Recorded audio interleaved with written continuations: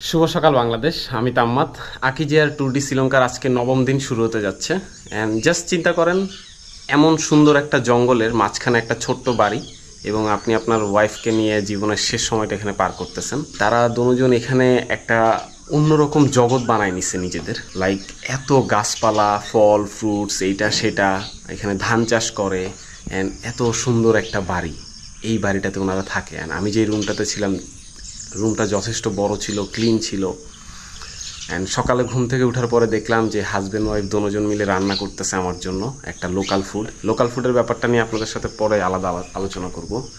So আমার আসলে খুব ভাল লাগছে। উনি একটা সময় বিদেশে ছিল, অ্যান্ড এখন এসে এখানে সুন্দর একটা বাগান করছে, একটা বাড়ি করে জাস্ট এরকম একটা পিসফুল জায়গায় নিজের ওয়াইফকে নিয়ে আসে।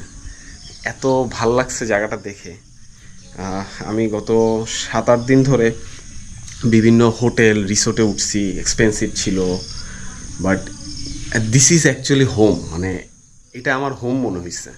অ্যান্ড কালকে রাতে একেবারে ট্রেডিশনাল শ্রীলঙ্কান স্টাইলের লোকাল ফুডগুলো আমাকে প্রেজেন্ট করছে ওনারা, অ্যান্ড আমি ওগুলো খেয়ে দেখছি, টেস্ট করছি।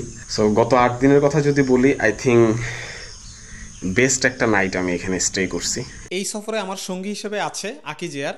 সেরা রেটে যে কোনো ডেটে টিকিট কাটুন আকিজিয়ারে।